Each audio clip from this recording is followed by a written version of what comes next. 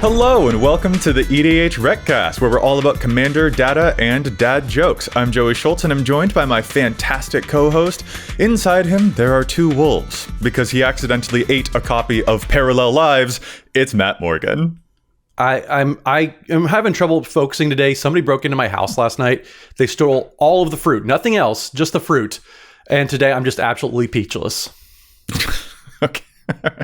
Well, Matt, I'm glad that you appear to be fine right now, I guess. I'm absolutely appled that this happened. I think the investigation might be a little fruitless, though. It's going to be kind of hard to track down where the fruit went. Okay. I don't know. Kiweed better move on from this. I'm glad to hear that you're doing okay. Anyway, Matt, what are we talking about in this week's episode? Well, so this week, we're going to turn the tables around a little bit. Dana and I both got a chance to interview each other. We're going to talk about you today. You are the subject of the show.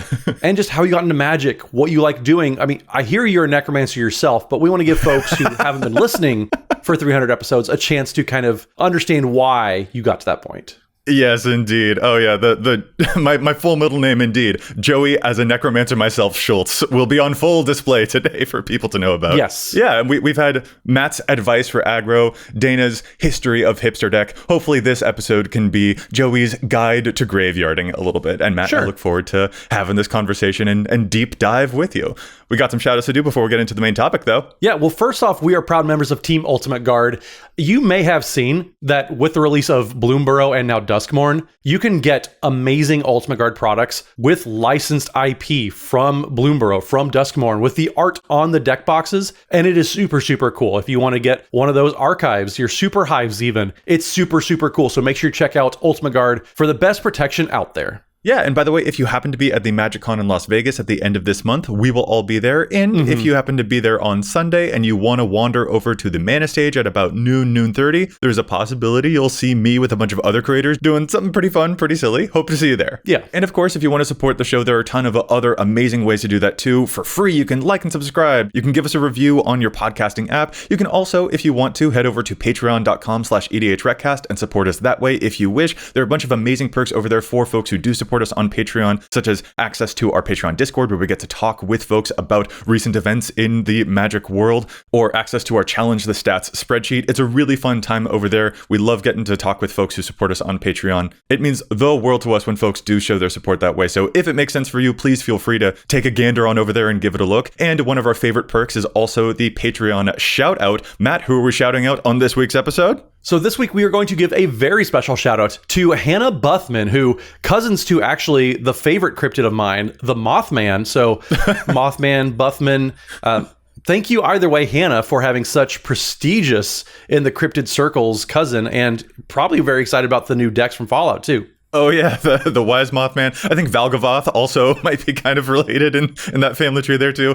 Oh goodness. Well, Hannah, thank you so much. It truly does mean the world. Support like this is what allows us to keep doing the show. So thank you. Okay, and Matt, now we're getting into the main topic here. I guess we're going to talk about me. Which is you. Yeah, the main topic. So real quick, like I said, we want to get a chance to kind of see where you came from and what you like to do. So we mentioned you are a necromancer yourself. And so I guess my first question that I got to answer, Dana got to answer, now it's your turn to answer is, how did you get into magic, and was graveyarding always your thing? Not always, which I am a little ashamed to admit. It took me a while to find the necromantic roots, everyone. I am sorry. Okay. Matt, I understand you started in Homelands. I did. That was my first pack. What was your first pack? Darksteel is the place that I first started. So I was a little bit late to the situation compared to you guys. But I actually learned to play with my entire family. So my entire family, we got in with cards from Darksteel. We actually each chose a different color. So for instance, my mom got blue. I actually wound up starting with red. It was a little bit shaky at first, not gonna lie. Nothing immediately caught us, but it was nice to learn as a family. The thing that really cemented us, though, was when Ravnica City of Guilds came out. And then we expanded into two-color pairs that had this really cool identity to them. So, for instance, now my mom plays a bunch of Azorius. She's got two Azorius commander decks. And I got to play around with a bunch of guilds in there. And that's where I really started to be like, what other options exist out here? And that, I think, is especially what kind of took the cake in terms of like, or like sealed the deal, I guess. Is like, yep, now I'm definitely a Magic player forever. Yeah, absolutely. So okay, you got into playing Magic the Gathering before Commander really had a chance to take hold. Yeah. So were you just playing constructed formats? Were you playing casual, here's a pile of cards I own? Where did you get your start then? Very casual, here's a pile of cards I own. There was occasionally, like, as Modern became a thing, I experimented with some Living End stuff there. But that was by the time that I figured out, like, oh, I do like this necromancy stuff. There was a time where I was playing in Future Sight. There was like a mono black Corlash deck that I really, really adored. But probably the thing that actually inspired me to stick with the necromancy stuff was a Dread Return Narcomoeba Flamekin Zealot deck in the Future Sight standard that really made me go, oh, like that's the thing that got me like, oh, this is what graveyard stuff can do. So from there, it was exploring as many formats as I could with graveyard stuff. Okay, so it didn't take you very long to get into graveyards. That is what I'm gathering. It took a couple of years. I had to see what the Izzet Guild and the Boros Guild were about first, but eventually there was some dark, nasty graveyard stuff you could do in the Future Sight set, and that's what made me go, huh, all right, cool. So when Commander became a thing, it was kind of a natural evolution, I guess. So what was your first Commander deck? Did you jump straight into, I'm going to play this Commander thing and do graveyards, or did you kind of adjust a little bit there too? I definitely knew I wanted to do graveyard stuff, but I'll actually admit, and Matt, this is, I think, something that is reflective of your experience getting into Commander 2, that like when I first heard of EDH, I was kind of skeptical. Was that the case for you as well? I was absolutely skeptical, yeah, because I was a grinder. Like I was going to PTQs, I was getting into qualifiers, doing that thing. Yeah. So it was very much why would I want to play casually for fun? Like I want Planeswalker points. Why would I do that? Yeah, when I first heard of EDH before 2011, when Wizards made products for those original 2011 precons and like significantly endorsed Commander as a format, I was like, I don't know. But it was the 2011 decks that made me finally, be willing to give it a shot, I guess. And I knew at that point that I was like, all right, I definitely want to do some gnarly graveyard things here. And I saw that one of the legends was Carador, so I was like, maybe that's the deck that I'll get with a big group of friends who all got decks. Sure. Yeah. Because Carador revives stuff from the graveyard. I'm like, oh, I like graveyard. I assume that's the one that I want. I opened it up and I was like, oh, this is really built around the Gave at the head of this precon. It's a lot of tokens and +1 counters. I'm not sure that that's what I'm about. But thankfully, another buddy in that group of us who had gotten all of the 2011 decks, he had gotten the Mimeoplasm deck and he was like, oh, this one's really graveyardy. And I prefer tokens. You want to swap? And we did. And that's why I have a Mimeoplasm deck to this day, because that is my T-Rex arm boy. Like it's that I knew I wanted to do graveyard stuff, and thankfully that confluence of events allowed me to discover how just fantastic they can be in the world of EDH. Well, and I don't think people remember, maybe not necessarily a lot of our listeners, back in the day when you got multiple commanders in any given precon deck, they didn't really jive together all that well. So you maybe got, like you said, a Carador deck, but that wasn't the primary commander. And so the deck wasn't really built around Carador. So you really had a mishmash of things going on. Today's pre-constructed decks are significantly better when it comes to just how linear and how cohesive of a deck they are now. Yeah, remember the Lord Windgrace precon that was all landfall, but also there was a Thantis doing like goad before goad. A little bit of a confusing time back then. Oh, very much so. Okay, so you're in Commander. You're playing now. You're playing graveyards. Yes. What about graveyard strategies just appeals to you so much then? Because like we like to joke that you have so many different decks that just revolve around the graveyards. Yeah. Why graveyards? So the thing that that eventually like cemented my love of Magic, specifically with regards to the graveyard stuff, is first of all, it's fun to cheat things into play, Matt. Like you are an Elvish Piper aficionado. Yes, I know. You like the new Kona. I mean, I have a Vivictus Asmati the Dire. All that is like, how stupid can I flip things into play? Right. And last March of the Ents, yes, please, thank you very much. Let me cast another. So that's a huge appeal, is like, all right, cool, I can pay 2 mana to get this 8 or 9 drop into play. Sings to my soul. But also the thing that I enjoy most and about like playing black in general is the resiliency of it. And it becomes very much I'm not trapped in the room with you, you're trapped in the room with me kind of feeling. Where my downfall is your downfall, actually. If you strike me down now, I will become more powerful than you could possibly imagine. I will happily sacrifice my own stuff. But I can't wait for me to discard my own cards, because every one of those is a step that will lead to my opponent suffering more than whatever it cost me. So that is what makes it fantastic. That's the an aspect I've enjoyed about, for instance, my Will Held deck. Like, go ahead, wrath my board. I dare you. I will have so many zombies left over, and I can't wait to pluck them back out of the graveyard. And that is a fun thing to play around with in a bunch of different forms. The Obi-Wan Kenobi, if you strike me down, I will be more powerful than you can possibly imagine. That makes sense. And Matt, you mentioned, like, yeah, I have a whole lot of graveyard decks. I do get asked this a lot about, like, how is it that you can have so many graveyard decks? Don't you get a little tired of that? Don't they sort of overlap a lot? Don't you get bored of any of those? Which I think is a very reasonable question. For me, I have had the good fortune of, I think, being able to explore the graveyard in a lot of different ways. So even though I have probably like 8 or 9 decks that do make very explicit use of the graveyard, there are so many different things to mine within that field that they've never felt like a significant overlap to me. Maybe they share a couple of cards in common, but the way that Will Helt interacts with the graveyard is very different to what my Baba Lysaga deck is doing, is very different to what my Konrad deck is doing. And so it feels like I'm still able to explore the way they each use that zone in a different way, and that keeps everything fresh for me. Well, and I can totally relate to that too, because I had the same struggles when I was first getting into the format. Was I would have a token deck, and I didn't want to build another token deck until, over the course of the years, I realized, well, okay, so I have a token deck in green-white, but like there's other ways to express that, and I can do tokens in Orzhov colors, or now I have a token deck in Izzet colors, and so I'm still getting to do the same thing, but I'm expressing it in a different way. So I very much can relate and appreciate the stance of, yes, I'm in essence, I'm doing the same thing, but I'm expressing it in a very different way and kind of getting to show off different colors doing it. However, the decks are kind of coming together and expressing themselves differently. I love that point. And even with tokens, like even within the same colors, you could have a deck that goes wide with a bunch of 1/1s, or a deck that goes tall by populating just one big token over and over again. Yeah. Even with something like Landfall, like that's a huge umbrella to explore. You can do Landfall that does tokens. You can do Landfall that has direct damage. You can do Landfall. You can do Landfall. There you could just do Landfall. You don't need to be color specific on that at all. Right. And I think that's an aspect that I've really enjoyed with the graveyard specifically, but I think a lot of players enjoy in basically anything that they try to pursue. If you're building an artifacts deck, that is such a big umbrella term that has a lot of nuance inside it. And this is a place where I've found, is my favorite to continue to explore. But I think that's a really important lesson to immediately take away. No matter what strategy you're messing around with, there are going to be so many different variations of it that I think you can have a really good time exploring every nook and cranny there. Yeah, absolutely. Well, and so Joey, you touched on something that I think really resonates. You said, I'm not locked in the room with you, you're locked in the room with me. That type of attitude. So Dana said about me that he very much sees me as like a Calvin and Hobbes. Like I'm just playing with these spaceships, and that's how I'm expressing Magic cards. Yeah. I would dare say the same thing about you, except I'm going to twist a little bit, where how Daniel Day-Lewis, people talk about like he is committed to that method, and he like you cannot stray from that. Okay.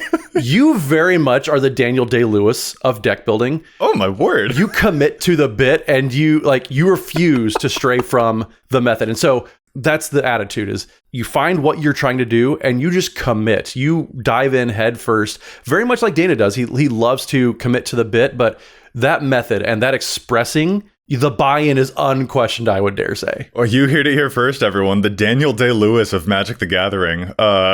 Matt, he's not in a pod with you. You're in a pod with him. You're on set with him. You are absolutely inflating my ego, and it is not healthy for me right now, man. Well, I'm just going to be Leonardo DiCaprio and just hope that the gangs of New York don't end up poorly for me. And meanwhile, Dana's going to be watching these indie movies that you and I have not even heard of before. I think that is true. Yes. Yeah. But I think that is actually a trait that you and I have in common as a comparison to Dana. Like we know that Dana has this thing where if he builds the deck and then that deck gets popular, he loses the interest in it a little bit. Like he doesn't like to see his own strategies reflected across the table. He likes to find something that feels uniquely his, which is a huge aspect of Commander. Like you want to have something that feels signaturely yours. The self-expression, this is the format for that. Yeah. Right. And I think his version of self-expression takes that form in that unique way. For us, I think that we sometimes have a little bit of the opposite trait where like we enjoy what we're doing so much that we won't shut up about it. And we try to make our joy contagious is kind of a way that I think is a little bit of a, like by comparison, kind of a distance that we have there, which I just think is worth commenting on. We are definitely here to evangelize about the decks that we enjoy playing. Like I love my Raga Draga deck, and like I hope that I've made it contagious that other people want to build Eldrazi Scions and Spawns. You play so many graveyard decks, you want people to try it out. So yeah, proselytizing about that. 100%. I get that. Because it's so fun when you sacrifice 3 types of bobble. Anyway, okay, so no, I'll try and calm down. Yeah. So in the spirit of getting people to play the types of decks that you get excited for, if you see somebody first getting into Commander, first getting into building graveyard decks, yes, what are some tips that you would give them? Or what are some common mistakes that you think folks make when they're first starting to play these decks? Yeah, very good question. I think probably the biggest, and if I'm being honest, it's something I still kind of struggle with, is misunderstanding the value of creatures versus the spell slots in your deck. Or I guess another, maybe misunderstanding is a little bit of a strong way to say that, but like overvaluing spell slots. It kind of takes the form of, like, you know how if you're building an artifact deck and there are all these enchantments you can play that say, whenever you cast artifacts, do this. Whenever you play artifacts, you get this benefit. And then you're like so excited to play all those payoff cards that by the time you reach the actual deck, you've got room for like 2 artifacts left in your deck. That's very easy to do with graveyards and aristocrats nonsense as well, because there are so many amazing spells and enchantments and not creature things that can help out an aristocrats or graveyard strategy, but your deck needs fodder. Yes. You need stuff to sacrifice. You need stuff to occupy the graveyard, to pull out of it, to sacrifice things, to draw your cards, whatever the form that will take. So I've definitely run into the mistake myself of building decks that don't have enough to eat, I guess.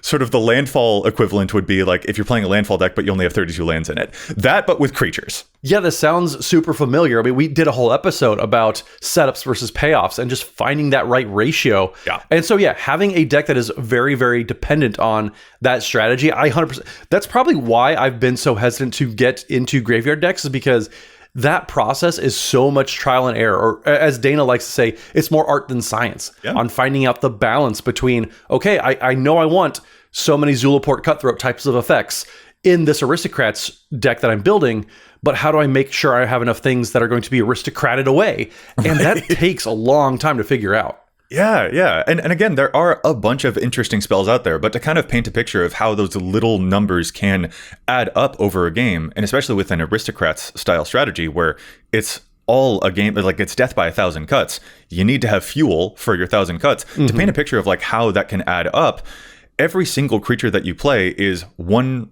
more damage off of Konrad, 1 more card drawn off of Grim Haruspex, 1 more extra token made off of a Pawn of Ulamog. Just 1 extra creature spot in your deck can have a significant effect on how much your engine can continue. So basically, whenever possible, if you are going to build something very graveyardy, I would recommend being very careful with your card types. Yeah. Because even though those big splashy spells are very, very cool, you do need a lot of creatures. Even if there are better spells that feel a lot more versatile that you could play in that slot, maybe bending your deck to using those creatures is kind of a necessity. Yeah, and where I always get lost too, especially when you're leaning into decks that are heavy on the self-mill aspect, I am so scared of going into that self-mill, trying to fill my graveyard for the reanimator, and then all of a sudden I'm like, oh, I've milled over that key card that I actually need in my hand, and I have no way to recur it. And so again, you have to have those backups and backups and backups. And that's always the scariest part for me is I just self-milled and I need to, but also I milled that important card. But here's the thing, Matt. It's so much easier to find that important card when it's in your graveyard, because then you can Eternal Witness or Bala Ged Recovery that important card. That's the best place for it. But what if that's also in your graveyard? Joey, I have anxiety about not having the Bala Ged Recoveries, and that's why I just can't do it. You gotta have the redundancy then there, man. I kind of subscribe in this case to, I think it was Adam Prozac who had the dredge deck, right? And at one point he said, I'd rather draw and discard than just regular draw because of like what the dredge effects could provide. Honestly, that's where I'm at. That's why I like bounce land so much. The ability to get these huge things into my graveyard where it's easy for me to play around with them sings to my soul, makes my heart smile. It just really does. That's fair. It's the safest place for them. But then how do you play around stuff like, I'm going to say it, the BB, the Bajuka Bog? Yeah. When there's cards like that, like how do you play around when decks are so reliant on, okay, I need these things in the graveyard. I need these things to be where I want them to be. You say it's the safest place for them to be, but there's not a lot of library hate, but there's a lot of graveyard hate in the format. This is also one of the tougher tips, I would say, is like acknowledging what your weaknesses really are in a graveyard deck. In that case, if your stuff is getting exiled, my personal take has recently been like, look forward, not backward. that, like, yeah, if someone nukes your graveyard, that's definitely a weakness. But if you were putting so many contingency plans into your deck to try and stop people from being able to exile your graveyard or to recover anything from exile with like Rift Sweeper effects and stuff like that, I think affecting the density of stuff that you've got in your deck so much that you're trying to prevent that from happening kind of stops you from even getting the original plan off the ground in the first place. So while graveyard exile is a weakness, to me, I think your deck should be efficient enough to just take it on the chin and start refilling the graveyard anyway. Like, you should have enough velocity to be like, well, that sucks. I guess it is gone forever now, but I can keep going forward. I have other things the deck can do to refill and restart. But Joey, so again, we go back to redundancy and those ratios. When do you have too much redundancy because you're playing around those backup scenarios? And when do you know when to just go forward? That's, again, my anxiety doesn't let me do this because I'd rather just, I know I need one creature to be on the battlefield for all these equipment. And that's what I need to do. Yeah, that's a very interesting question too, and I definitely can see that crop up. A thing that I've also been asked pretty frequently is about like the ratios of stuff in your deck and what's an appropriate ratio. Here, though, it is going to very much depend, in my opinion, on what your commander does. Like, I've got some drastically different numbers based off of what the function of the commander is. Sure. I also, however, tend to build pretty commander-centric decks, so that might be why, but it has a huge ripple effect on the loadouts, the payouts, the setups, the payoffs, stuff like that actually exist in the 99. Sure. As an example, my Vohar deck, very classic reanimator, I've got a looter in the zone. So I'm able to filter through cards pretty regularly right there on turn 2 with that one. So that deck contains, I counted, 7 velocity or fill the yard spells, but it also has 25 reanimation spells, compared to my Mimeoplasm deck, which is a reanimation thing right there in the zone. Mimeoplasm enters as a copy of a dead creature. That one has 24 fill the graveyard or card velocity draw discard type of spells, but it has 8 recursion or other types of backup spells that can also reanimate things if Mimeoplasm isn't available to me. So like, those are pretty drastically different numbers. And effectively, a reanimation spell is a ramp effect. Like, in terms of like what these cards sometimes occupy in my brain, if I'm paying 3 mana to get an 8-drop thing into play, what I've done is cheat on mana. So in terms of what cards I can get away with cutting a little bit or skimping on in the ratios of my deck, the mana acceleration is not super necessary in a ton of graveyard decks because your reanimation spells are already cheating on mana costs. So if you have a lot of ramp and a lot of lands and a lot of reanimation, you're most likely going to end up very, very flooded. Yep. You are juggling a lot of stuff here. You need to fill the yard, you need to find something to revive it, and you need to find creatures that you can reanimate. Yep. You need a good density, but whatever the commander, whatever their function is, that drastically changes the entire formula, is basically the lesson I've had to learn. Gotcha. Makes sense. Makes a lot of sense. So I have another question for you. Well, I have a couple more questions for you, but first I think we got to get to challenge the stats real quick. Sure. Then I want to hear about all these different graveyard decks. You've hinted at it a couple of times. I want to hear about them though. So let's challenge real quick, then we'll get back into it and hear more about your decks. Let's get to it. All right, well, I will start us off with Challenge the Stats this week, and I've got our listener submitted challenge. And Matt, this couldn't be a more perfect username in our Discord for this particular episode. Okay. This comes to us from our Patreon supporter, whose username is Another Necromancer. Perfect. There it is. This fan freaking tastic. And Another Necromancer has a fantastic challenge here that I really like. It speaks to a lot of lived experience playing this particular deck. Their challenge this week is for Auntie Blight and the use of cards in that deck such as Sunspine Lynx, Sulfuric Vortex, and cards like Rampaging Ferocidon in Auntie Blight decks. Auntie Blight is the mono-red flying devil who gives you little rewards whenever your own cards deal damage to you. She gets counters on her, which she can then use to, punch people for a bunch of commander damage, or you can remove those counters to deal a ton of damage to any target. And for brevity out there, listeners, all those other cards like Sulfuric Vortex and Sunspine Lynx, those are all Punisher cards that deal damage to everyone in some way, but they also prevent everybody from being able to gain life. And Another Necromancer here says, at the time of writing, Sunspine Lynx is showing up in a staggering 82% of all newly made Auntie Blight lists. Sulfuric Vortex is in over 900 of her nearly 2200 lists. Rampaging Ferocidon is in 21% of those lists. While in a vacuum, all of these cards are excellent, they are a double-edged sword in a strategy like Auntie Blight, because in that deck, you need to gain life, probably more than any other player at the table. So adding in cards that say players can't gain life is a way that will make sure that your own deck kills you faster than it kills everyone else. And indeed, to corroborate what Another Necromancer is saying here, Auntie Blight's number one one card on her page is Basilisk Collar, which is showing up in 89% of her decks. It's the top played card on her entire page. And other life gainers like Loxodon on Warhammer are not very far behind. Another Necromancer finishes off by saying that there are plenty of great red cards out there that can hurt you to get that benefit from the Blight, and also hurt your opponents that are a lot like these cards, but they won't hamstring you by preventing you from gaining back that much needed resource, your life total. Another Necromancer, I love this challenge. I can really tell that it comes from a place of very lived experience playing this deck, knowing its ins and outs. Thank you so much for sharing this challenge with us. All right, well, my challenge this week is for not just one card, but a whole cycle, even though the one specific card I have just found incredibly powerful. And so the Enduring Cycle from Duskmourn, Joey, yeah, this whole cycle is cracked. They're so good. It is so inappropriately powerful. Yeah. Every single one does something that just any deck wants. And so the white one, Enduring Innocence, it's 1 white for an enchantment creature, Sheep Glimmer with lifelink. That doesn't matter. It's a 2/1 that says whenever one or more creatures you control enter the battlefield with power 2 or less, draw a card. It only triggers once each turn. And then when it dies, if it was a creature, return it to the battlefield under its owner's control, and now it's only an enchantment. So it's not a creature anymore. All of these enduring creatures have that ability where when they die, if they're just creatures or if they are creatures, they come back as enchantments. These are so impossible to kill, and the white one is so wildly powerful. And just all of these are great.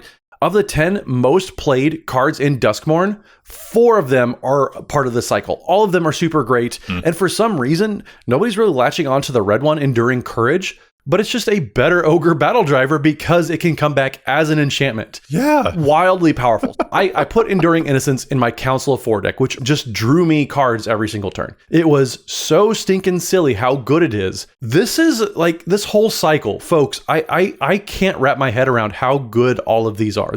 It's such a powerful cycle. I absolutely think that any deck in general, if you're playing those colors, you probably want that card. But Enduring Innocence just has a lot of play. There's a lot of cards out there that I think absolutely love this. Alicia, who smiles at death, is reanimating. Joey, you're welcome. Creatures that have power 2 or less, which means that it's going to trigger Enduring Innocence. You can bring back Enduring Innocence with Alicia's ability to start it all over because they have to kill it twice. I think Delney's Streetwise Lookout, as if it doesn't need any help, is super good. Alila, Artful Provocateur, you're making 1/1s whenever you're casting these things. You're just going to be generating so much value out of Enduring Innocence. Yeah. And the fact that you have to kill these twice makes it so much more able to just fit into any deck and not have to worry about it so much. So if you need any help in any of your white decks, if you're making anything with power 2 or less, Enduring Innocence you just want in your deck no matter what. It's only being played in 2% of white decks that have been updated since Duskmourn was updated, which seems pretty low considering how powerful these are. All of them are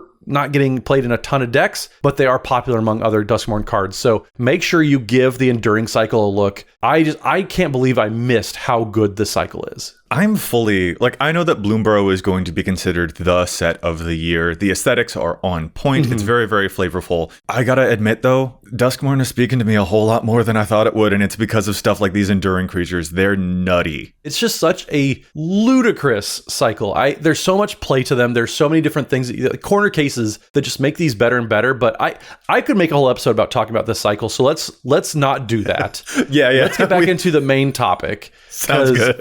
Our listeners don't have enough time for me to ramble on about that. to rhapsodize about these new enchantment creatures that also just become enchantments. Yeah, they're very, very good. Definitely do not underrate them. There's some extremely cool stuff happening with these. I agree. Yeah, absolutely. Okay, so with that said, let's get back into the main topic, Joey, which... Yeah, you are the main topic, like we said.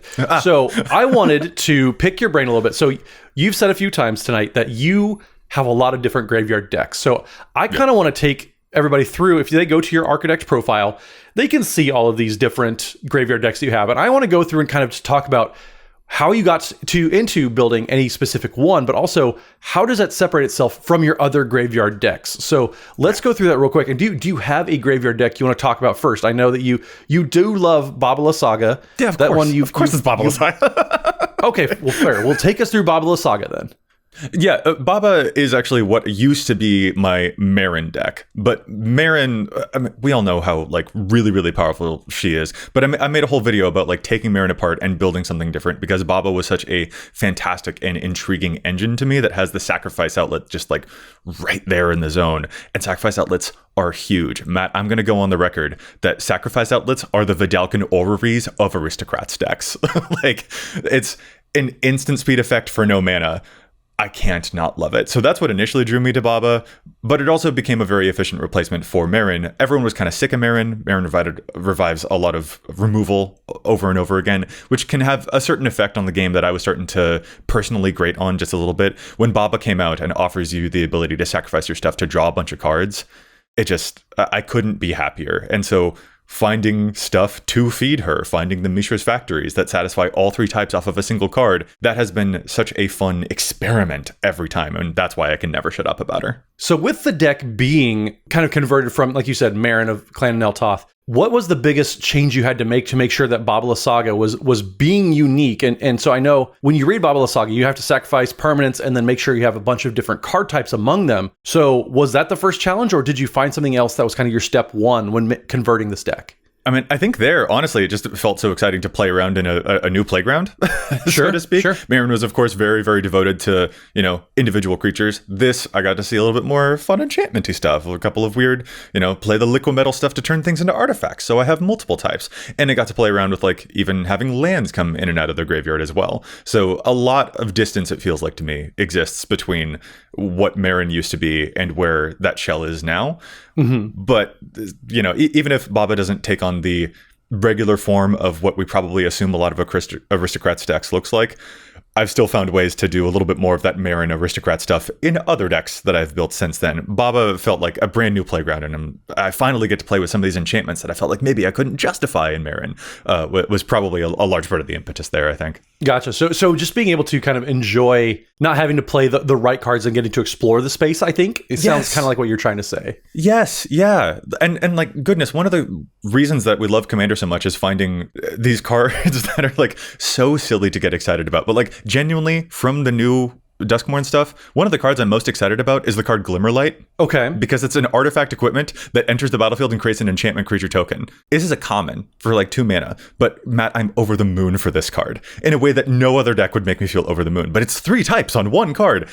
I feel like that it also just will always remind me of the reason that we enjoy playing Commander is that like we get bonkers excited about these weird, obscure little things. I wasn't having that as much with some of my other decks, but I definitely have it with Baba regularly. And that's the kind of stuff that makes me just like so happy that I get to play around with that kind of stuff. And I get excited about a ding dang common that's coming out in a new set. And that's just a fun moment. But that's kind of how Commander works though. Like you and I were talking before we started recording about my Ukima and Khazar deck and about Scaled Heights. That's one of those derpy little commons that just like it lines up so well with what I'm trying to do in the deck that I just like, I love it. It's not like flashy. It's not a card that is sexy, however you want to say it, but it's so good at so many little things that make it just a great card for that deck.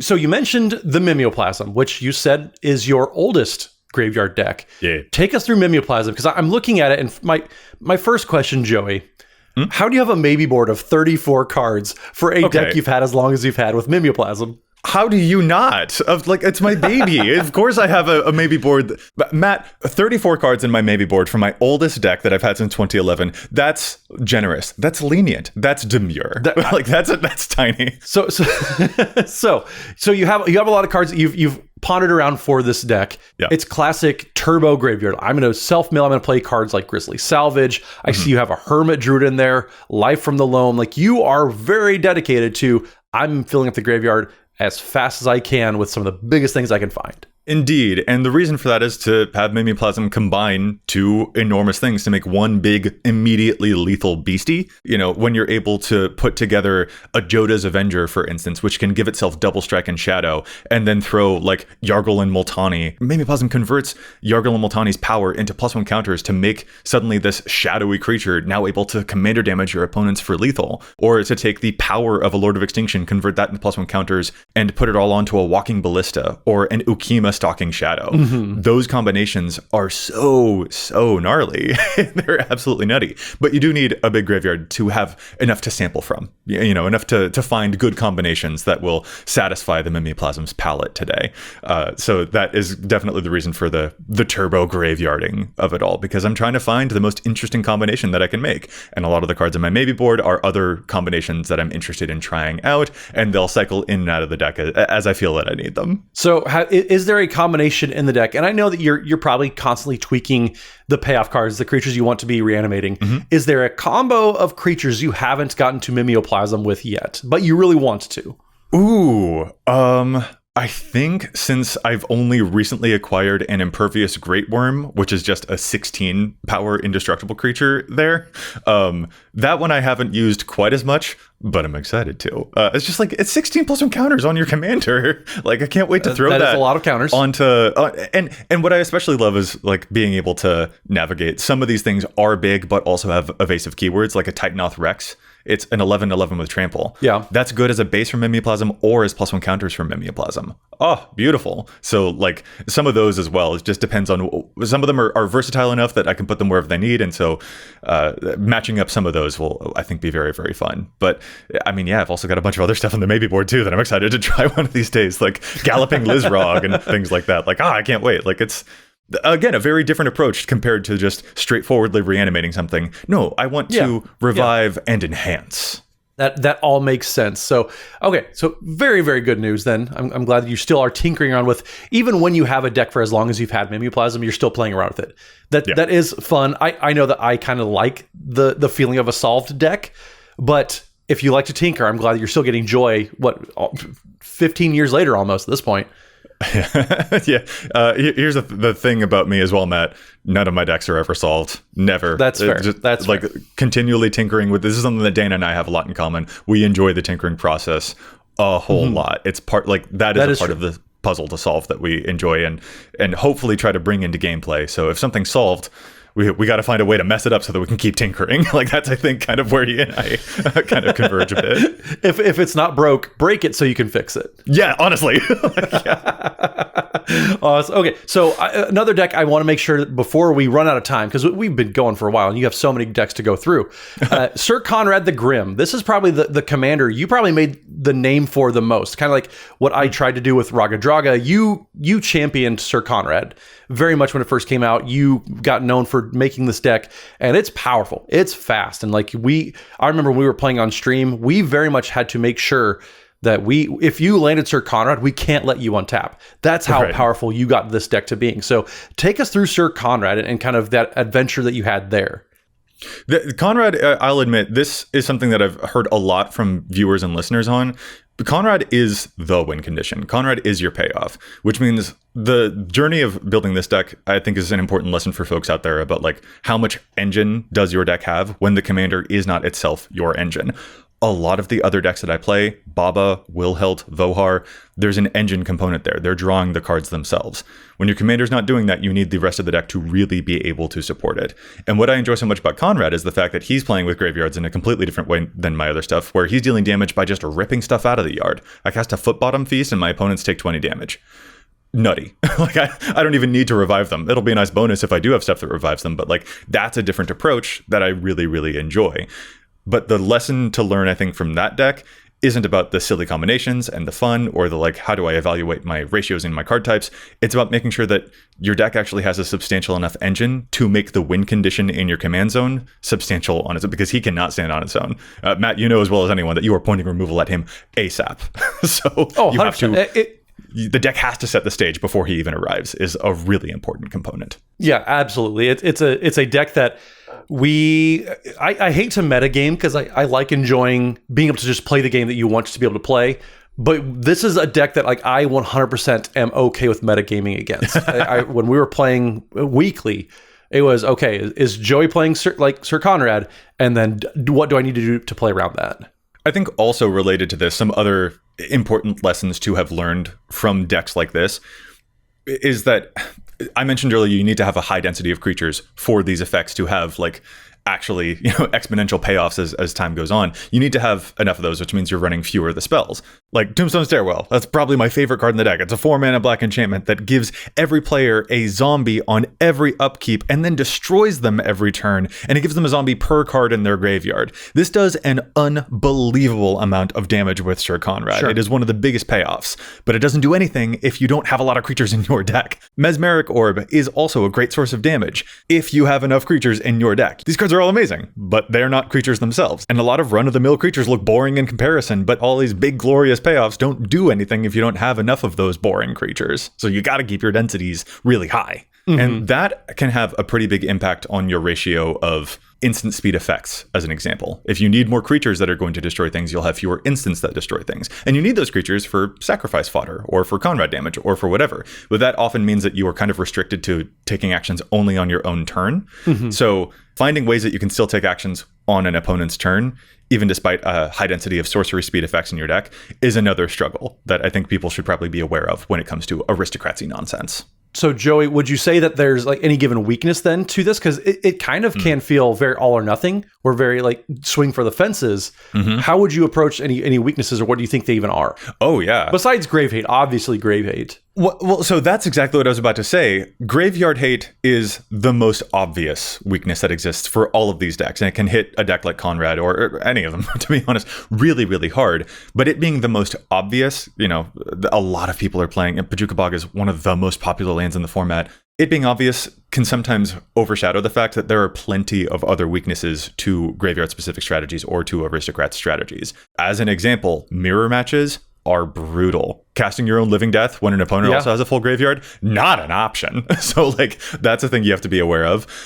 Life gain tends to be a really big pain as well, because aristocrats are trying to nickel and dime your opponents. So if they've gained a bunch of life, well, shoot, I can't quarter and dollar my opponents. I'm still nickel and diming. So this is harder to fight through. And if you're playing against another aristocrats deck too, they've been nickel and diming you. So again, you can't do a living end because their graveyard is just as stocked as yours. And they'll snipe your graveyard. If you've got big reanimation targets, they will animate dead your stuff too.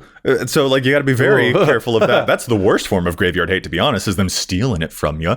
I would also say being aware of that, like a lot of your actions can be confined to sorcery speed if you have that high density of creatures or, you know, non-spell card types. That matters a lot for even like Delirium style decks. That is going to be a tempo weakness. Like I said earlier, sacrifice outlets are the Vidalcan orrery of aristocrats decks. You like instant speed stuff, sacrifice outlets are great for that. And Matt, this one's specific for you actually. Okay. I'll also say that a big weakness to my graveyardy nonsense is a burn or hyper aggro deck. My life total's a resource, and you keep attacking me. You keep lowering it. I need that life to draw cards, man. But that's the point. I don't want you to have time to set up. I need to make sure you're dead before you get a chance to. It's the same with Dana. We like to say, like, if you figured out what Dana is doing, it is already too late. Yeah. I don't want to let you live long enough to get to the point where you're set up. Yes, and that is a big weakness that exists, but it does require some proactiveness on the part of other decks. Yeah. But yeah, if I'm up against something that's going to burn, I probably will not have time to set up my gross, inevitable, ridiculous, overpowering engine by a late game, because I won't have a late game, because I can't even draw cards because it costs me life points, because how dare you? But I would say that those are other weaknesses as well. So like graveyard hate, big obvious weakness for sure. And graveyard decks are gross enough that they deserve to have big obvious hate that a lot of people are playing out there. Yeah. But there are also a lot of other things that are weak points too, that if you're up against a graveyard deck, definitely attack those pressure points. And if you're playing a graveyard deck, those are things to pay attention to in addition to graveyard hate that you should like test the waters, be aware of, make sure that you know what else you are weak to. Fair. So real quick, so one thing that Dane and I both got to do, and I want to take you through, is the 5 colors of the color pie: Wooburg, white, blue, black, red, and green. Each one does a different role in any given deck, any given strategy. So I want to go through the colors with you about what do different colors do when they contribute to a graveyard deck. So let's start with white. And I know white is probably the color folks least associate with Reanimator, with graveyard decks. So I don't think that's necessarily true. So take us through white, and how does that play a role in your graveyard decks? Yeah. So I did have a Shorakai deck for a little while. the vehicle that can draw and discard stuff, I had Shorkai as a reanimator deck for a bit because it turns out, I know, right? I can't help myself, Matt. White has plenty of revival stuff. A lot of them are a little bit clunky. They're on the 4 mana side, but like cards like Resurrection totally exist. And that was a really fun deck to try out. White copies a lot of what black can do in terms of like just raw reanimation spells. But I think it's probably next in line in terms of some of the best reanimation that's available there. Because stuff like Ascend from Avernus, or what's the card, Storm of Souls, those can mass reanimate. I love Storm of Souls. They're so good, dude. Yes. They're really good. A little confined in certain ways, but that is a one-sided reanimation effect. So don't discount White. It's great. It's famous for stuff like Teysa to double your death triggers and all that, but like White's got good reanimation as well that you really want to pay attention to. Yeah, Storm of Souls, it doesn't matter that your creatures all come back as 1/1s because they're all coming back. And if you've got end of the battlefield triggers, you've got all sorts of different things like that. Storm of Souls is a great way to instantly repopulate the battlefield after a board wipe or after, like Joey, you'd like to do, just do a whole bunch of looting. You're playing blue. You have ways to cycle through your deck and fill that graveyard up. So why not bring them all back? And that, I would say, is what blue really brings to the graveyard table, is the card velocity and discard from your own hand.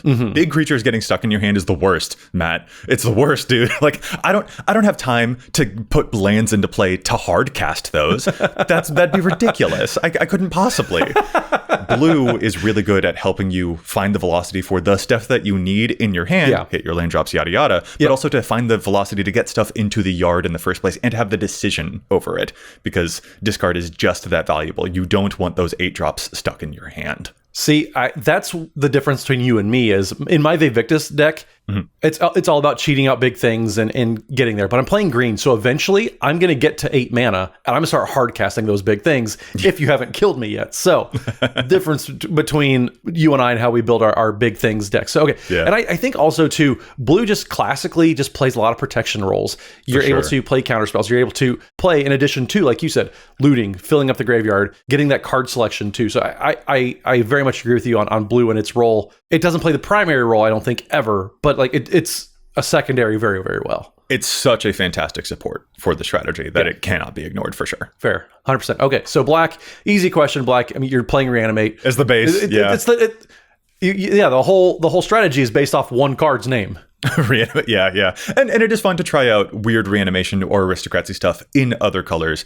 I've tried that out in various forms to various degrees of success over the, I mentioned the Shorokai reanimator deck that I tried earlier. And those are definitely worth exploring. But there is a reason that I keep coming back to black. Sure. I love turning my own loss into my opponent's downfall. And black is the color for doing that. I get to pay my own life, sacrifice my own creatures to cause big pain or to cheat stuff in. And that will never not be rewarding for me. So that's why I keep on returning to it. Totally get that. So I don't think we need to spend a whole lot more time on black. That's pretty self-explanatory. So, okay. So what about red? So I'm curious about your answer here because it does have a little bit of loot, a little bit of rummage effects, but a lot of it, especially with its kind of turn the past few years, is you're getting impulse draw. So a lot of that, you can't reanimate something that's been put in the exile. Yeah. And that's a really, really astute observation. Red is, to me, one that I struggle the most with in terms of finding the graveyardy stuff out there. I know there's like a red-black Chainer that you can play around with. The thing for me about cards like Chainer or even Carador is just like, yeah, but you have to pay full cost to reanimate those creatures.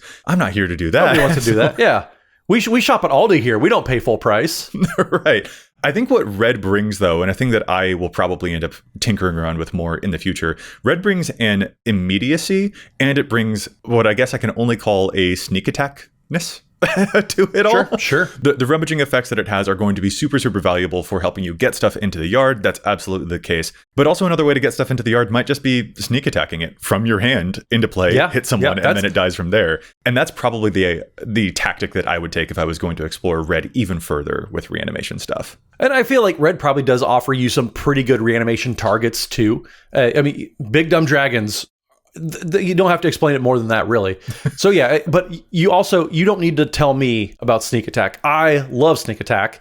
It's so good. Oh yeah. So yeah, if you need some beats, then 100%. And I think that's actually worth pointing out is that like red does have fantastic creatures that you can bring back. I think every color does have really fantastic creatures that you can bring back. What red specifically has is ones that have a much more immediate impact. Yeah. The Terror of the Peaks, the immediate like ideal damage. You gain a lot of speed with red. This is news to nobody. But that will be a very different feeling to a lot of the other stuff you can reanimate. You still have to deal with summoning sickness in almost every other color. But if you are reanimating things pretty consistently, red can provide you damage before you even get to combat. And that is probably what I would also want to lean into and to try to harness if I were exploring more with red too. So yeah, I don't know if you're playing in Enduring Courage, like I told everybody in Challenge of Stats. I know, you don't right? need to worry about not having haste right there. And you can reanimate Enduring Courage.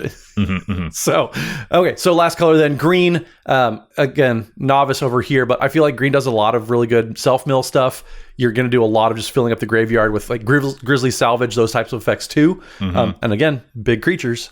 A lot of big creatures, a lot like green. There's a reason that the classic Golgari nonsense is happening. It pairs up really well when you want to reanimate big creatures, and green loves creatures, and a lot of the best milling effects that it will have access to are on creatures, the Satyr Wayfinders of the world. I've even become really enchanted by stuff like Eccentric Farmer lately, which mills you and finds the lands. So that helps you have a smoother early game, find the stuff that you need to carry you in, and their bodies that you can sacrifice later. Green won't have the discard that blue does, but it does have that self-mill that will just launch your graveyard into being super, super populated. And also something that I probably should have mentioned with white, this is definitely the case for green too, having a reanimation strategy that is susceptible to a bunch of enchantments and artifacts on your opponent's side of the field. White and green are really good at the enchantment and artifact destruction, and you do need that because a lot of people are going to be gunning for you when you're doing graveyard stuff, and the value of that should also not go unnoticed here. Those are very, very important in terms of what things I will bring back and what they can do for me.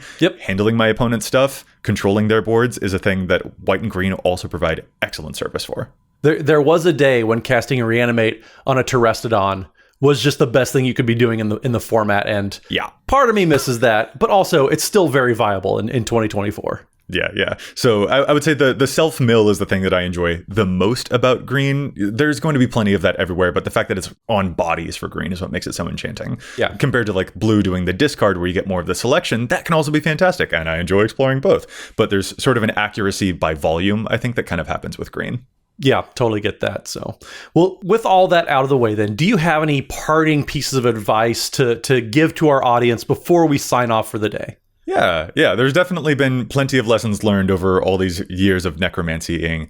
I think as a final tip, a final lesson, it kind of goes back to what I mentioned at the top of the episode about like what it is that appeals to me so much about graveyards.